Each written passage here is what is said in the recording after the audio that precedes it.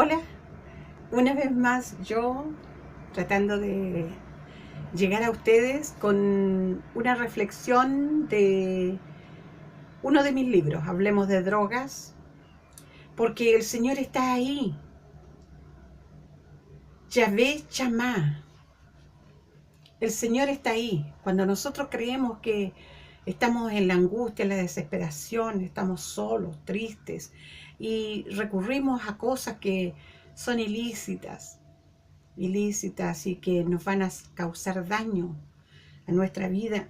Creemos que estamos solos, que nadie nos ve, pero el Dios Todopoderoso nos ve. Y en esta introducción yo hago una reflexión sobre el beber excesivo, el alcoholismo como consecuencia de ello.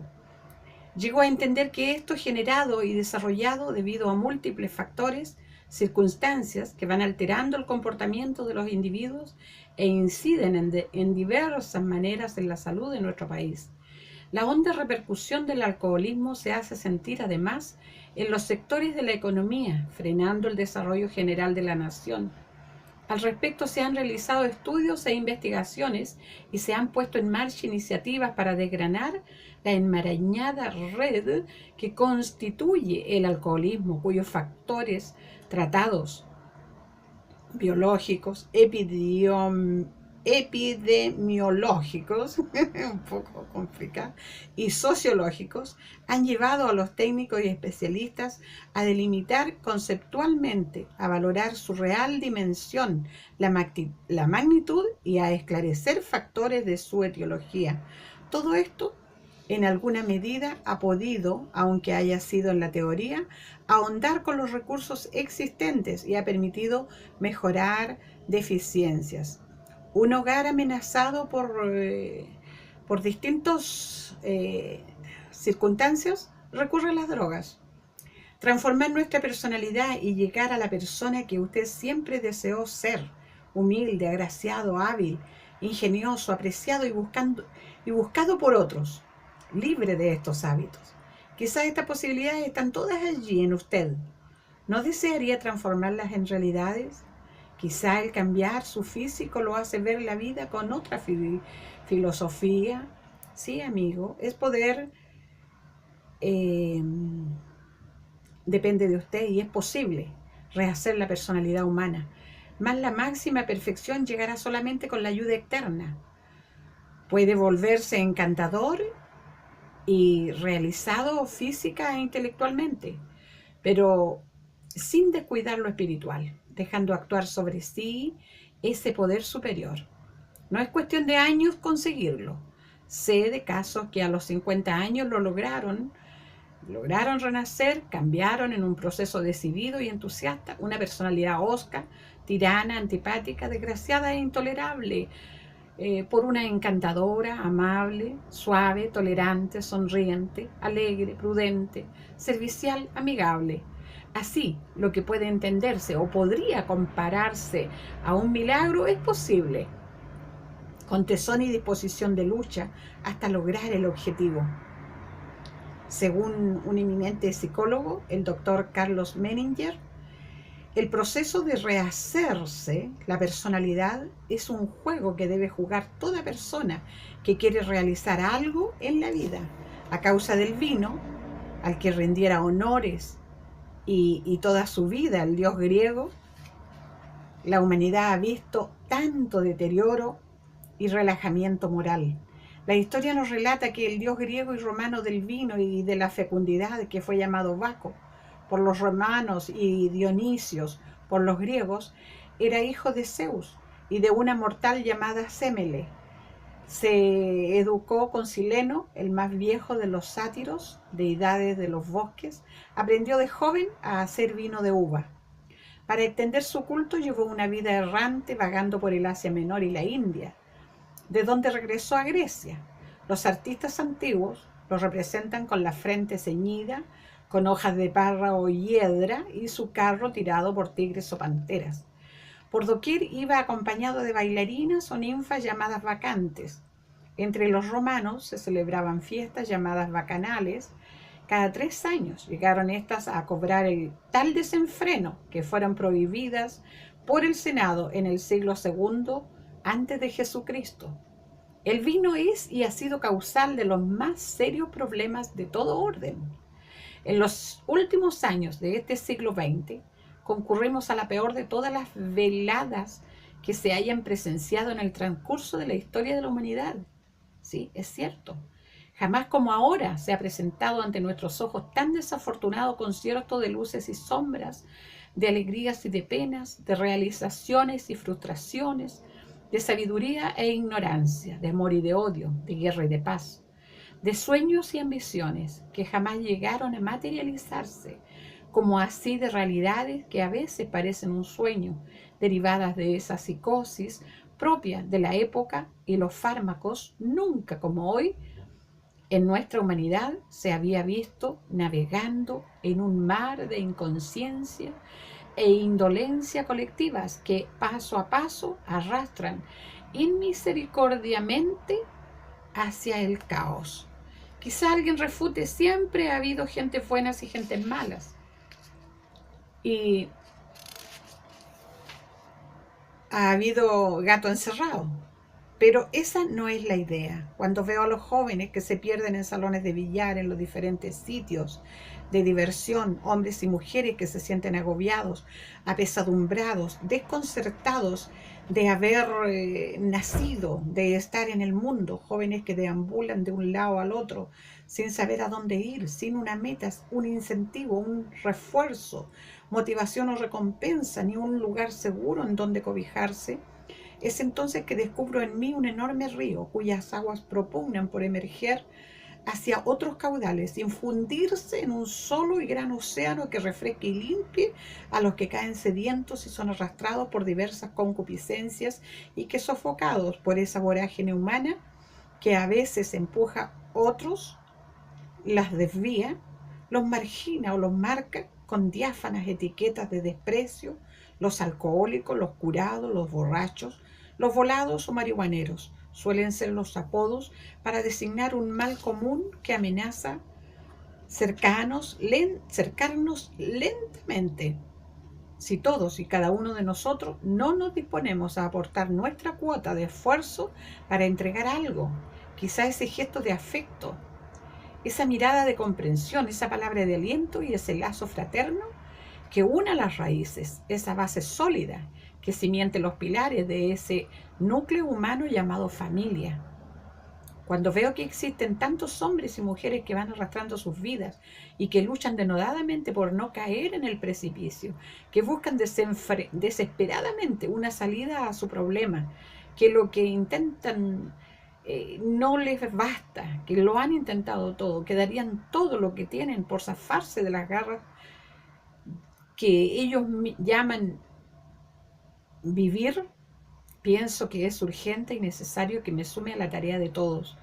Termino empleando antes y que reitero porque lo creo así, para que otros puedan ver reflejados en estas páginas e ir corrigiendo algunos defectos de apreciación sobre sí mismos, mejorando esa pobre imagen o despertar la atención sobre algunos aspectos que reclaman preocupación, aspectos que quizás resulten inconexos o paradójicos a veces, pero es bueno tomarlos en cuenta en esta reflexión profunda que hoy dará lugar al nacimiento de esta obra. Y entre, generalidades y generalidades, le doy un vistazo a todo lo que es la farmacodependencia y desde un punto no bíblico, sino que todo el quehacer social que involucra esta dinámica. Y entonces este es el libro Hablemos de Drogas. Después tenemos este otro libro, este era el Hablemos de Drogas, ya el que recién leí. Este es el otro que dice el Dios fiel, el Emunach, el Dios fiel. Porque son ecos de gloria en el siglo XXI. Saber que hay un mensaje eterno que sigue preguntándonos, ¿dónde estás tú? ¿Dónde estás tú? Cuando Jesús ve a una mujer que sufre, sale a su encuentro y cuando la halla le pone una visión nueva y cambia su estima y valoración personal. es una vindicación con resonancias eternas. Mi ascendencia judeo-cristiana, abuelos y padres que amo, me eleva a los inicios y agradezco desde este tiempo a aquellos que negaron la eficacia del sacrificio del Redentor y lo ignoraron, dándome así la entrada al reino sin condición. Uno de los aspectos más importantes de la doctrina de la salvación es la justificación, y esto lo trato acá en este libro. Fue el redescubrimiento del verdadero sentido de la justificación que dio inicio a la Reforma Protestante. La doctrina de la justificación por medio de la fe es una de las características principales de la Iglesia evangélica. Es central a la manera en que Dios nos salva por medio de Cristo. Todo ser humano necesita ser justificado, ya que por naturaleza es injusto ante la ley de Dios. Los judíos se confiaban en que Dios les había dado la ley de Moisés para obrar su propia justicia, pero Pablo tuvo que enseñarles que el asunto era exactamente al revés. Ahora bien, si el ser humano no puede ser justificado por guardar la ley, entonces, ¿cómo lo hace? Pablo lo declara en sus escritos. Es única y exclusivamente por fe en Cristo. Lamentablemente, al pasar los años, la enseñanza bíblica se tergiversó y por siglos la Iglesia Católica Apostólica Romana enseñó una idea equivocada acerca de la justificación. Los reformadores protestantes lo expresaron de la siguiente manera: la justificación es solo por la fe, solo en Cristo y solo por gracia. Eso significa que tenemos que rechazar cualquier otro tipo de justicia. Algunos judíos querían confiar un poco en la ley, circuncidándose, y algunos griegos querían confiar un poco en su ascetismo. Pero es cuando ponemos todo a un lado que afirmamos que nuestra justificación depende de lo que Dios ha hecho en Cristo y nada más. También tenemos que rechazar cualquier otra persona que nos ayude a lograr esa justicia, un sacerdote, los santos, la Virgen María. También tenemos que evitar dar la impresión de que Dios nos debe salvar. Si fuera así, ya no sería de gracia. Amén.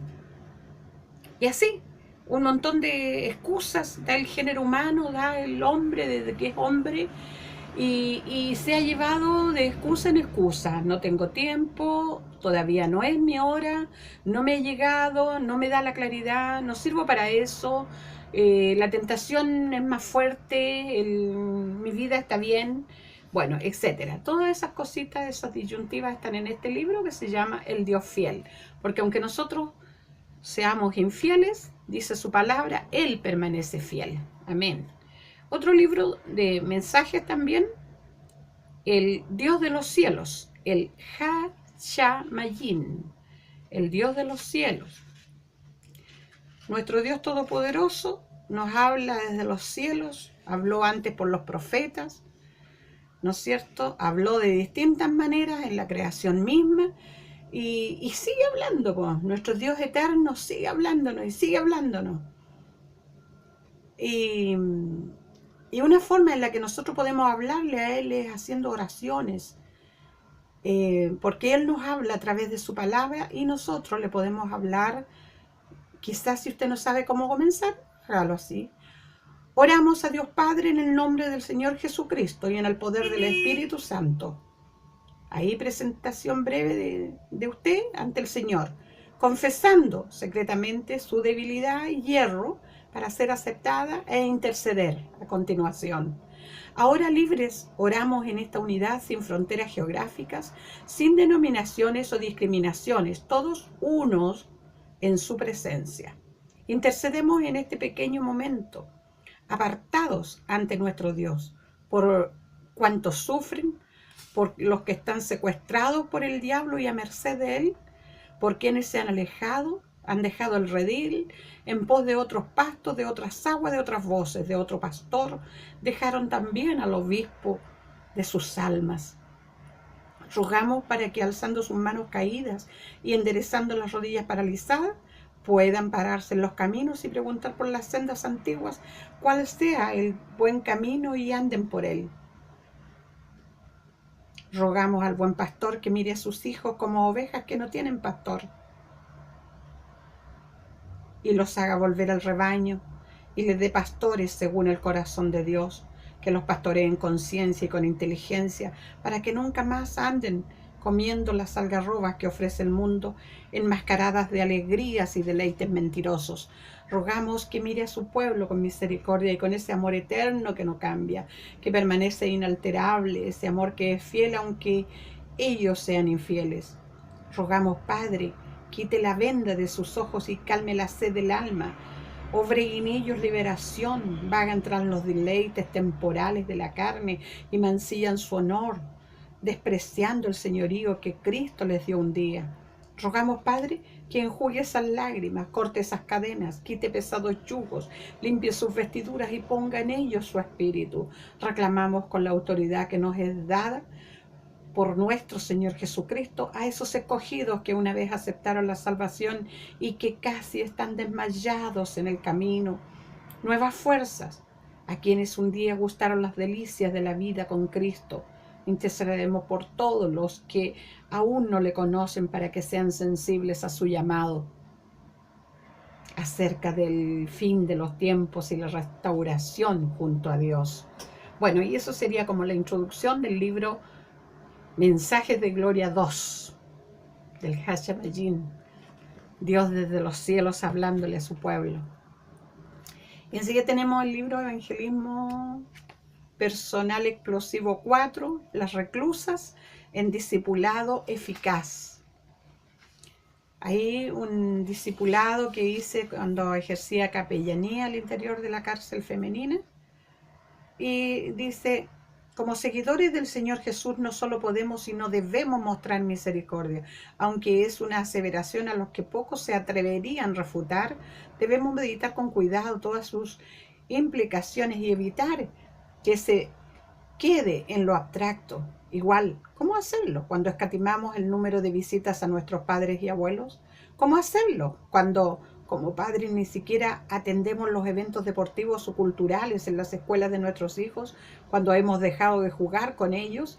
Y la misericordia es solo un bello concepto, sino también es entenderlo y aplicarlo, siendo capaces de hacer algo práctico y real por alguien. Destacaré solo aspectos que considero relevantes y de importancia para el crecimiento y fortalecimiento de la fe evangélica en el país, siempre en el mismo ánimo de fortalecer los conocimientos de los miembros de la Iglesia. He insertado parte de mis estudios de teología en este tema. Por definición, el término significa resistencia al cambio político espiritual, y también es definido como el rechazo al cambio histórico, cuya orientación y valoración del pasado oscila en el statu quo de las condiciones existentes. Emerge como una respuesta a la Revolución Francesa y un poco menos evidenciada hacia la Revolución Industrial. El ascenso del poder en 1928 en Chile, los conservadores, es como una resistencia al liberalismo. Muestro esos artículos decidores en la formación legal del cristianismo evangélico en Chile y veo que existe un aspecto positivo. El presidente velará por el orden público dentro de la República, y aspectos negativos, guardando y haciendo guardar las leyes de la Constitución y de la República. Expender decretos y reglamentos que sean convenientes para la ejecución de la ley. Solo se permitirá a la Iglesia Católica, Apostólica y Romana, con exclusión de otras. Presentar a los arzobispados dignidades y prebendas a las iglesias y catedrales a propuesta internas del Consejo del Estado. Ejercer las atribuciones del patronato respecto de las iglesias, beneficios y personalidades eclesiásticas con respecto a la ley. Atribución del Consejo del Estado proponer por los arzobispos. En conclusión, aunque la administración de este periodo tuvo sus aspectos buenos para la República naciente en cuanto a orden, comercio y otras áreas del quehacer social, concluimos que sentó las bases para una legislación autocrática y restringidas Las libertades para la iglesia evangélica. Cuando el Hijo del Hombre venga en su gloria y todos los santos ángeles con él, entonces se sentará en su trono de gloria y serán reunidas delante de él todas las naciones y los apartará unos de los otros, como aparta el pastor las ovejas y los cabritos. Y pondrá las ovejas a la derecha y los cabritos a su izquierda. Entonces el rey dirá a los de su derecha: venid benditos de mi Padre, heredad el reino preparado para vosotros desde la fundación del mundo. Porque tuve hambre y me disteis de comer, tuve sed y me disteis de beber, y fui forastero y me recogisteis. Estuve desnudo y me descubristeis, y enfermo y me visitasteis en la cárcel y viniste a mí. Entonces los justos responden diciendo: Señor, ¿cuándo hicimos todas estas cosas? Y entonces el Señor le dirá: cuando lo hiciste a uno de estos pequeñitos, a mí lo hiciste. Y de la misma manera a quienes no lo hicieron, les responderá: por lo tanto, apartados de mí, no os conozco, hacedores de maldad. E irán estos al castigo eterno y los justos a la vida eterna. Bella palabra. Mientras lo lee con detenimiento, por favor reflexione que existe mucha gente en necesidad de consolación. Puede leer Mateo 25, del 31 al 46. Y esto está como parte de lo que se hace al interior de las cárceles enseñando el Evangelio. Entonces yo cada vez que el Señor me inspiraba un tema, una temática, una enseñanza a darle a las internas, yo iba tomando nota, tomando apuntes, y lo he traducido en entonces libro para que la iglesia sea fortalecida y enseñada al respecto. También hay otro que habla del ayuno. Yo sé que se ha escrito mucho del ayuno y mucha gente escribe mucho, y el gran hombre de Dios, Gigi Ávila, del cual yo fui una guerrera de oración con él también, fue maravilloso también leer y tener un acercamiento de cómo se hacían los ayunos con él, lo que él planteó, lo que él escribió y todo, pero esto no está sacado ni de él, ni proviene de lo que él le pudo enseñar a la gente, sino que sencillamente tomando reflexiones de la Biblia. Amén. Que el Señor le bendiga. El ayuno. Cuando el Señor dijo, le preguntaron a él por el ayuno: ¿qué pasa con el ayuno? ¿Qué pasa con el ayuno? Cuando el maestro les sea quitado, cuando su Señor les sea quitado, entonces ayunarán, dijo él. ¿Ya? Entonces el ayuno está validado por el Señor Jesucristo, y no como mucha gente que lo niega. Hay congregaciones que rechazan el ayuno, hay personas que se niegan a aceptar el ayuno. Entonces son doctrinas que se han ido extendiendo erráticas, pensando que el Señor ya no avala, o no necesitamos, que el sacrificio ya lo hizo el Señor Jesucristo y que está todo hecho. Bueno, otro libro que hay acá también dice Shejinah, los mensajes de gloria, que fue el primero que les di a conocer delante. Pero para la gloria de Dios, todo lo que se puede hacer. Yo una vez dije: Señor, por una circunstancia u otra no podía estar tan presente pastoreando a mis almas, pero dije: Señor, yo quiero un púlpito grande. Quiero un púlpito grande y tú lo vas a hacer. ¿Cómo? Yo no tengo idea. Yo sé que un día, Señor, tú me vas a levantar en el poder de tu gloria y me vas a abrir un púlpito grande para hablarle a las almas, para comunicarme con ellas. Señor, todo lo que yo he escrito, todo lo que tú pusiste en mi mente, lo pongo a tu servicio. Y si mis ojos aún te sirven, Padre, aquí están. Y si mis manos aún te sirven, Padre, aquí están. Si todo lo que yo soy aún te puede servir, Dios Todopoderoso, yo lo pongo a tu servicio para que más de alguien sea tocado por esta tu palabra, Señor, y podamos un día ver los rostros de aquellos que iban derechito al infierno, pero se salvaron como rescatados por el fuego. Dios le bendiga a usted. Amén.